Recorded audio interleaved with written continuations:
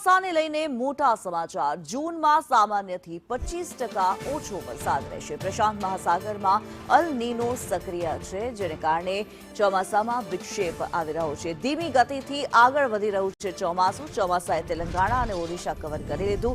બિહાર અને ઝારખંડના કેટલાક ભાગોમાં ચોમાસું પહોંચ્યું છે, પરંતુ ગુજરાતમાં ચોમાસાને લઈને રાહ જોવી પડશે।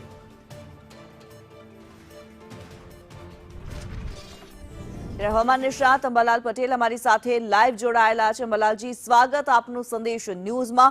અંબાલાલજી, આપની પાસેથી જાણવા માંગીશું જે પ્રમાણે ચોમાસાને લઈને જે ખબર સામે આવી રહી છે, જે આગાહી કરવામાં આવી રહી છે, ચોમાસાને લઈને ગુજરાતમાં રાહ જોવી પડશે, શું કારણ?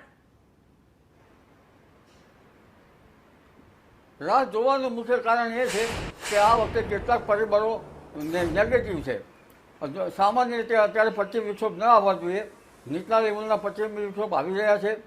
આ ઉપરાંત અરબ સાગર નિષ્ક્રિય છે અને બંગાળ ઉપસાગરમાં પણ એટલી બધી સક્રિયતા નથી। ભેજનું પ્રમાણ પણ ઓછું છે। આ ઉપરાંત રોહિણી નક્ષત્રનો ત્રીજો પાયો બગડેલ છે। એ પરંપરાગત જ્ઞાન પ્રમાણે જોવા જઈએ તો એટલે ચોમાસાની રાહ જોવાની મુખ્ય કારણ એ છે કે મુંબઈની શાખા અને બંગાળ ઉપસાગરની શાખા એક સાથે ચાલવી જોઈએ, એના બદલે બંગાળ ઉપસાગરની શાખા આગળ ચાલે છે અને પશ્ચિમ વિક્ષોભના કારણે ભેજ સીધો જ અરબ સાગરનો ભેજ ઉપર જે વેસ્ટર્ન ડિસ્ટર્બન્સમાં મર્જ થાય છે, જે નીચલા લેવલે આવવો જોઈએ, તેના કારણે ચોમાસું વિલંબમાં થયું હોય એવું મારું માનવું છે।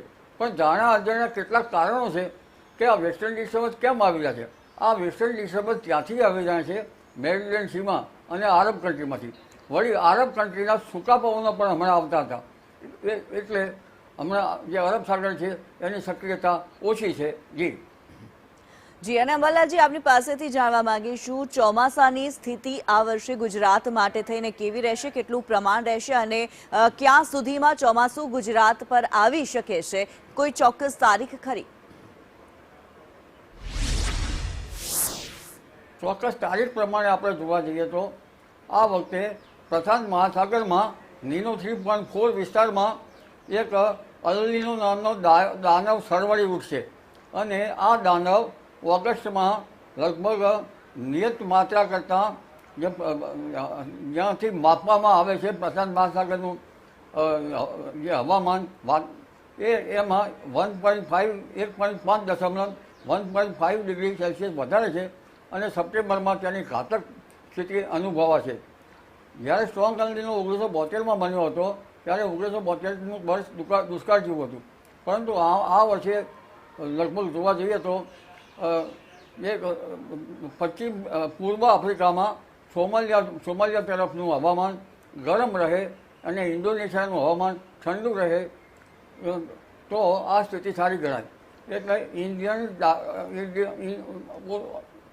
ડાયપોલ જે છે, ઇન્ડિયન ઓશન ડાયપોલ, એ સાનુકૂળ રહેવું જોઈએ।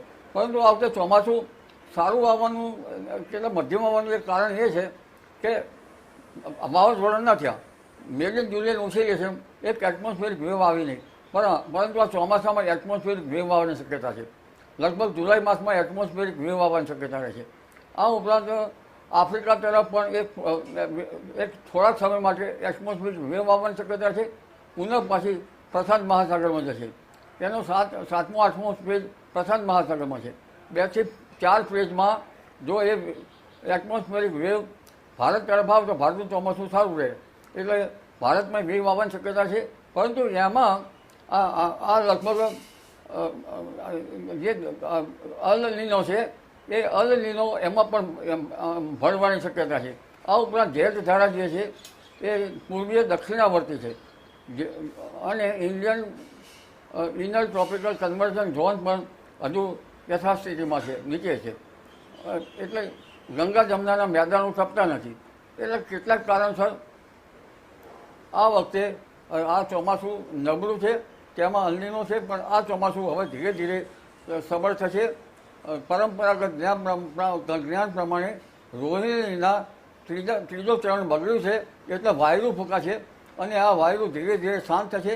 તારીખ 20 સુધીમાં હવામાન પ્રી મોન્સૂન એક્ટિવિટીનો થવાની શક્યતા રહેશે।